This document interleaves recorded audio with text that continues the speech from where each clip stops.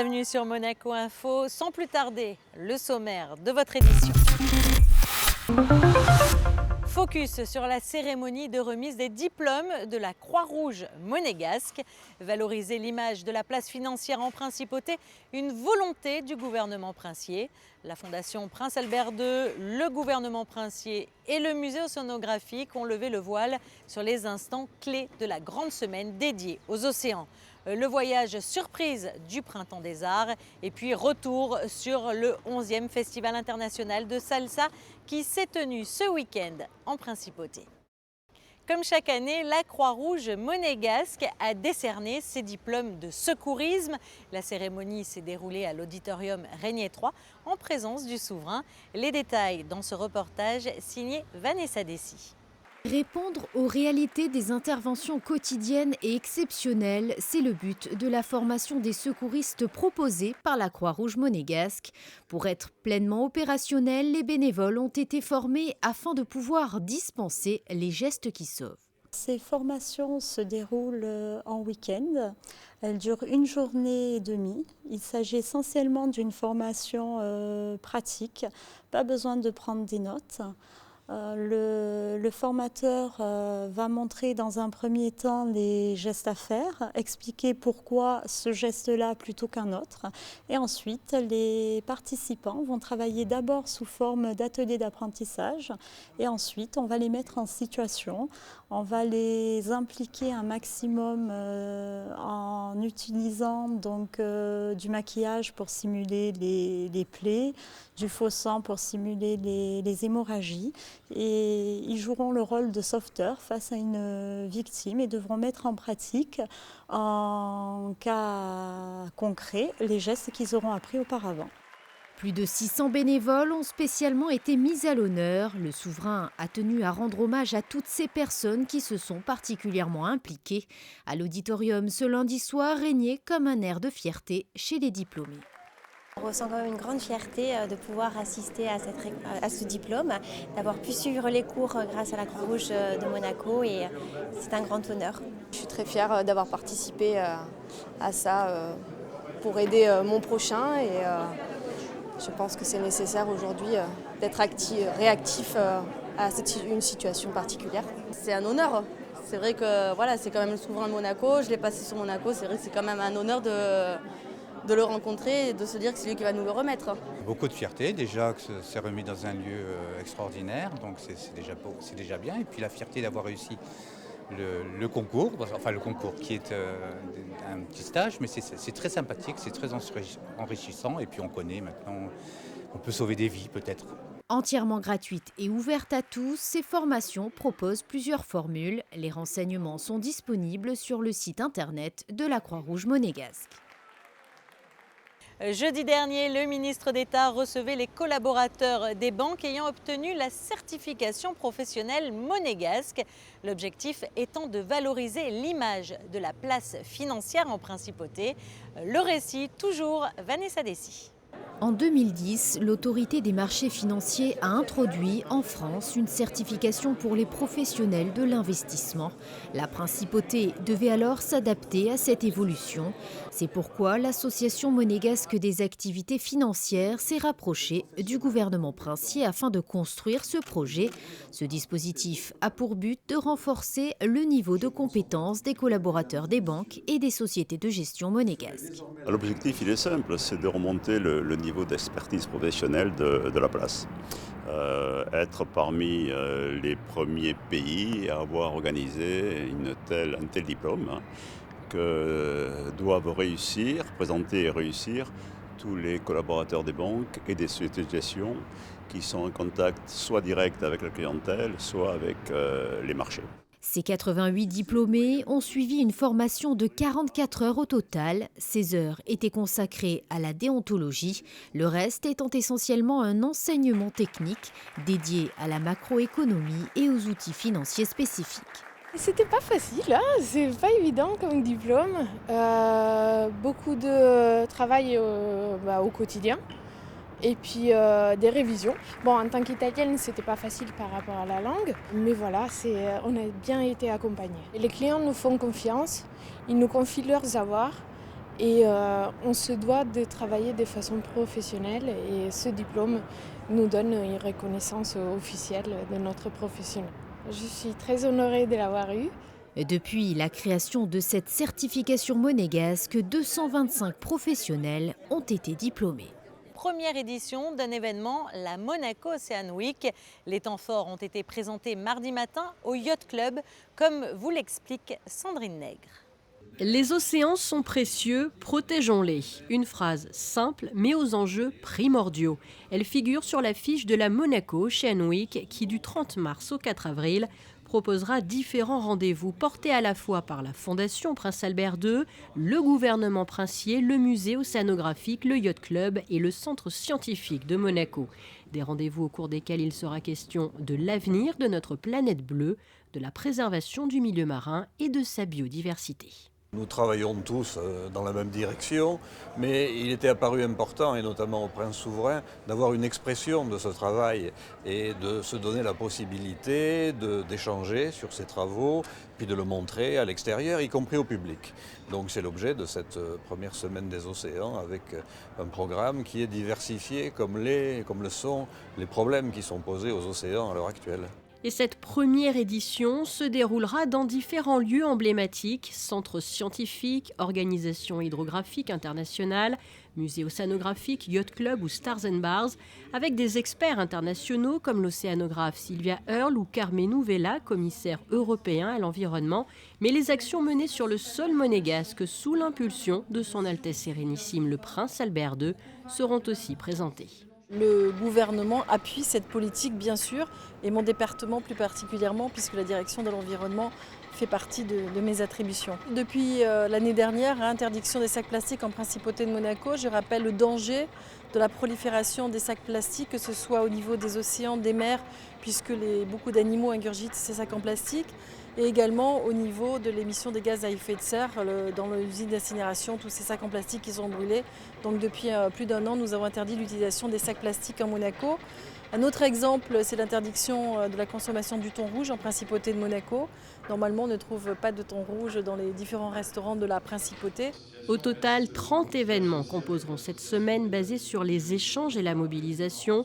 Ateliers, symposiums, réunions, rencontres avec le public, mais aussi signatures comme celle concernant l'accord Pélagos, projections, présentations et conférences. La Monaco Blue Initiative est un point central, mais il ne faudrait pas qu'elle cache la semaine de l'océan. C'est une très belle initiative de la Fondation Prince Albert II, parce que les organismes qui s'intéressent à la mer sont très nombreux. Cela fait plus de 100 ans, voire des siècles, que les princes de Monaco s'engagent pour la mer. Et aujourd'hui, il est très important que nous trouvons des organisations, des occasions de travailler ensemble, de se coordonner. Et cette semaine de la mer est une très belle occasion. Retrouvez le programme complet sur le site monacooceanweek.org et sachez bien sûr que Monaco Info suivra les temps forts de cette semaine dédiée aux océans.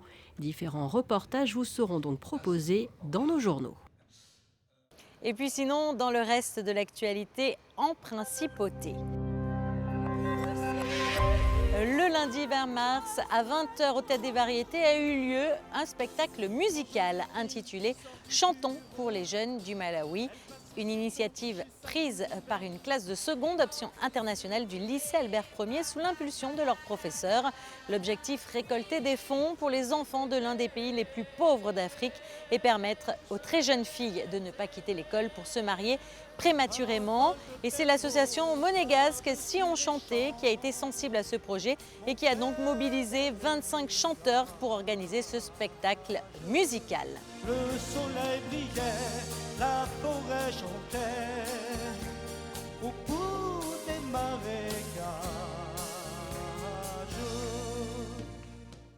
Vous le savez, jusqu'au 8 avril a lieu le Printemps des Arts.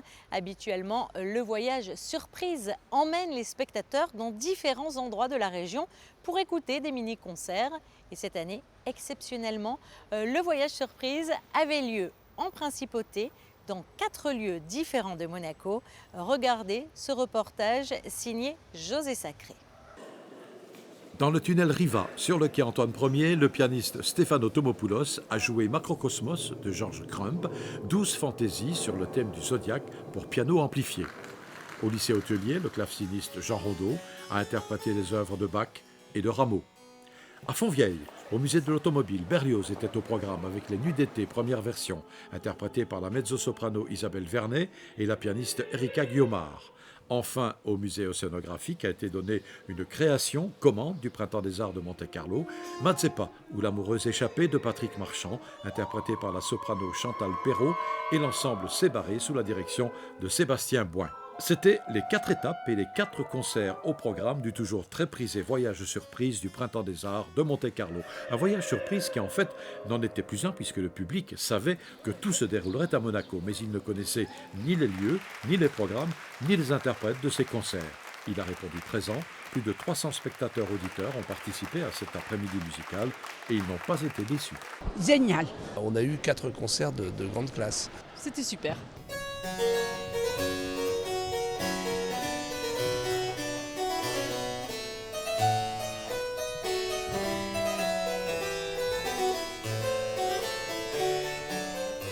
Mon premier voyage, ça fait une dizaine d'années que j'avais vu qu'il y avait ce voyage surprise et c'était autant pour découvrir les lieux que pour découvrir la musique. Et puis j'aime bien cette alternance de choses très modernes que je connais très peu et puis en même temps le clavecin sublime de Jean Rondeau. Je n'étais pas habituée aux pianistes qui posaient les... Vous étiez oui. Qui posaient les verres, etc. Mais bon, on apprend.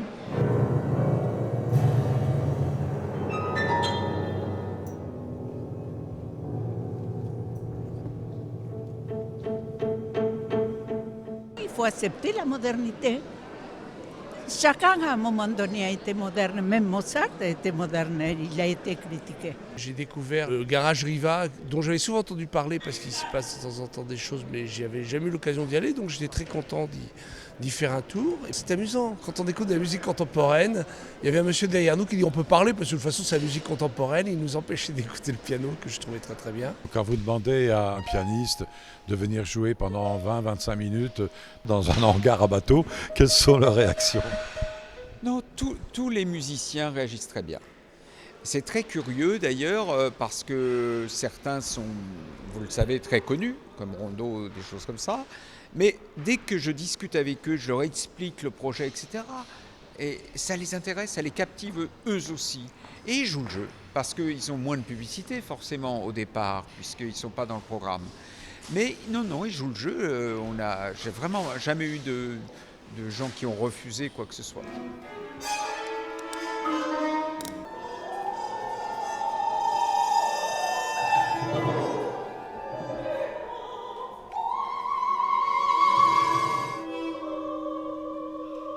Moi, je suis très contente de découvrir cette musique contemporaine, même si elle me laisse insensible.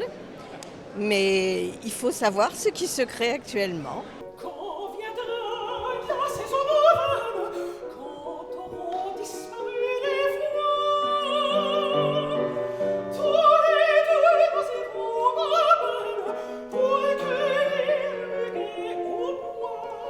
Marc Monet nous a donné l'occasion aujourd'hui d'avoir une sorte de concentré de tout ce qu'on va voir pendant un mois, la Renaissance, le contemporain avec une création mondiale, Berlioz, et dans des lieux que j'ai découverts pour plusieurs d'entre eux, je pense au tunnel Riva, et avec tous ces rivas extraordinaires, donc un mélange des genres assez formidable.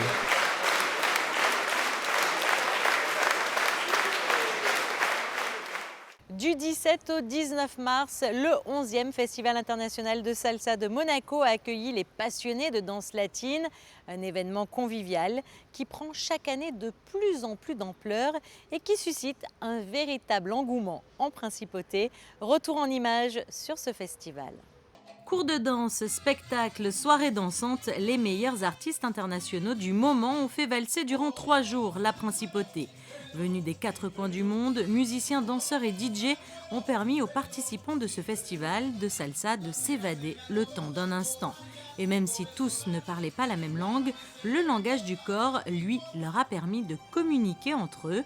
Salsa ou autre danse latine, une 11e édition qui a rassemblé toutes les générations, la danse unissant les gens. Tout le monde peut venir, déjà parce que c'est une danse qui est sociale, moi je trouve, c'est pour tout le monde, c'est ouvert à tout le monde, que ce soit débutant, inter, avancé comme on dit, mais avant tout c'est pour faire la fête. Donc pour faire la fête, il n'y a pas besoin d'avoir de niveau. Ils vont apprendre de la salsa, ils vont apprendre de la bachata, ils vont faire de la zumba. Alors surtout c'est quelque chose où les gens ils peuvent, c'est la santé. Et je crois que tout que c'est un événement de danse et santé, c'est très important. Né à Monaco, le danseur Grégory Campillo est une véritable star en Espagne. En 2001, il intègre le casting de la série à succès Un, Dos, Tres et il est champion du monde de Batacha Fusion. Grégory Campillo se produit tous les week-ends dans des festivals internationaux avec sa partenaire et c'est donc tout naturellement qu'il a répondu présent pour participer à cette 11e édition. Pour moi, c'est quelque chose de très important parce que je suis né à Monaco, mais toute ma vie, je l'ai fait hors de Monaco. Et pendant toute l'année, on a fait Miami, Los Angeles, l'Australie. Et venir à Monaco, ça faisait 8 ans que je ne faisais pas un show et toute la famille, par la part de ma mère, elle habite ici dans ce principauté tellement spectaculaire. Et alors pour moi, venir ici, c'est être en train de manger aujourd'hui avec la famille, pouvoir faire le show, danser pour eux, que c'est le plus beau, non? Que la famille puisse voir ton travail. Et si sa famille a pu voir son travail, d'autres ont pu profiter de ses conseils, car durant 3 jours, le jeune danseur a donné plusieurs cours de danse, un privilège pour les passionnés de danse latine. Pour moi, c'est un plaisir de présenter pour le public de Monaco, déjà que je suis né à Monaco. Et la chorégraphie, c'est là qu'on a gagné le champion du monde de World Bachata Fusion. Et c'est un nouveau show qu'on fait ici en plus, que c'est une fusion de bachata avec hip-hop, danse contemporanée. Et surtout, quelque chose qui nous différencie, que c'est les acrobaties. Merci beaucoup. Merci à vous, Monaco Info. Et pour moi, c'est vraiment un plaisir d'être ici au Salsa Monaco. Quel temps fera-t-il cette semaine? La réponse tout de suite avec la météo. Mercredi, peu de changements côté temps, un ciel en grande partie nuageux avec des apparitions irrégulières du soleil. Le vent sera plus sensible en cours de journée et les températures seront assez douces. À compter de jeudi, le temps se détériorera. Les nuages seront nombreux et la pluie sera de la partie. À noter une baisse des températures et le vent soufflera plus fort que les jours précédents. Le week-end, le ciel sera changeant avec des éclaircies. Des averses passagères seront également au programme. Lundi, le ciel sera encore incertain. Les jours suivants, le temps sera plus agréable. Retrouvez à présent José Sacré pour les sorties cinéma de la semaine. À très bientôt sur Monaco Info.